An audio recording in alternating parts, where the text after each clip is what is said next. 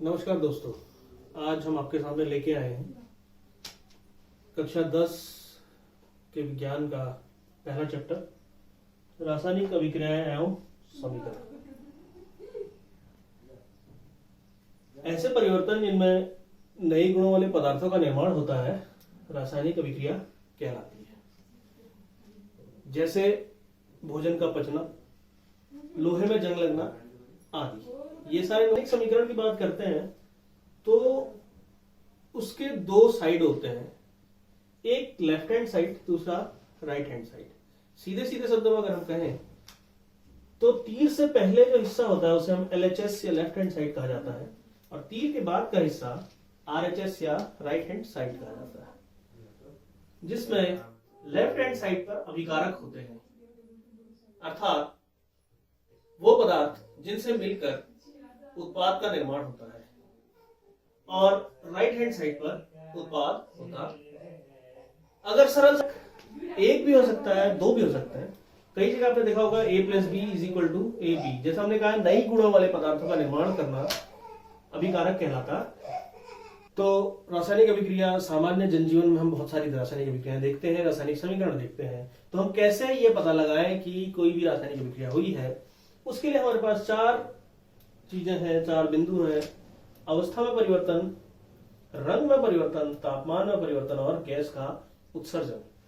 किसी भी पदार्थ में अगर अवस्था में परिवर्तन होता है तो हम कह सकते हैं कि रासायनिक अभिक्रिया हुई है। किसी अभिकारकों के रंग में परिवर्तन हुआ है, जैसे सामान्य की एक अभिक्रिया हुई है। उसी प्रकार तापमान कई बार बढ़ता है और कई बार घटता है, और अंत में गैस का उत्सर्जन भी होता है। तो ये कुछ महत्वपूर्ण बिंदु हैं जिन्हें हम ये कह सकते हैं कि रासायनिक अभिक्रिया हुई है, और रासायनिक अभिक्रिया अभिकारकों से उत्पाद का निर्माण करती है। तो अब मुख्य मुद्दा यह है कि किसी भी रासायनिक अभिक्रिया को हम कैसे लिखेंगे या उसको हम कैसे दर्शाएंगे, किस प्रकार। क्योंकि यदि हम कहते हैं कि सामान्य शब्दों में, जैसे यहां पर मैंने लिखा हुआ है जिंक प्लस सल्फ्यूरिक अम्ल = जिंक सल्फेट प्लस हाइड्रोजन, अर्थात जिंक की कुछ मात्रा सल्फ्यूरिक अम्ल के साथ मिलकर जब अभिक्रिया करती है तो रिजल्ट मिलता है हमें जिंक सल्फेट और हाइड्रोजन। यह हमने पूरे शब्दों में लिखा हुआ है, जिंक प्लस सल्फ्यूरिक अम्ल plus zinc sulphate plus hydrogen. इस अवस्था को, ये रासायनिक अभिक्रिया है, इस रासायनिक अभिक्रिया को हम, इस स्थिति को हम कहेंगे शब्द समीकरण। इसी को और सरल रूप में हम लिखना चाहें तो हम उसे रासायनिक समीकरण के रूप में भी लिख सकते हैं। जैसे जिंक को हमने लिखा Zn, क्योंकि Zn जिंक का प्रतीक है। अब इसमें एक ध्यान देने वाली बात यह है कि जब भी हम तत्व को लिखते हैं तो उस तत्व पे पहला अक्षर कैपिटल और दूसरा स्मॉल होता है। तो ये जिंक, हमारा Zn जो है, जिंक को दर्शा रहा है।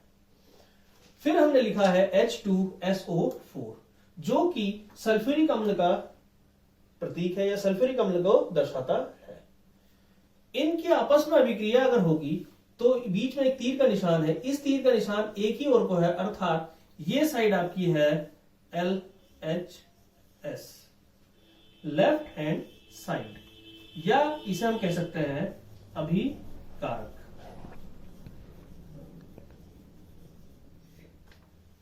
ये दो इस अभिक्रिया के अभिकारक है। उसके बाद ये जब अभिक्रिया करते हैं तो ये सारे तत्व आपस में अभिक्रिया करके RHS अर्थात राइट हैंड साइड पर उत्पाद बनाते हैं।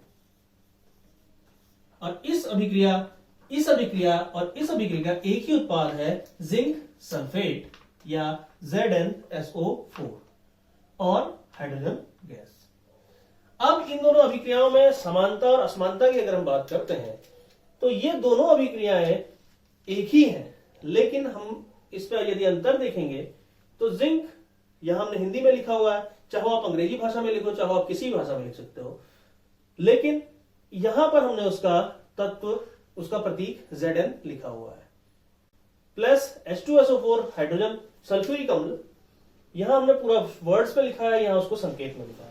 और पूरी अभिक्रिया अगर आप देखें तो ऊपर वाला समीकरण शब्द समीकरण है, नीचे वाला समीकरण रासायनिक समीकरण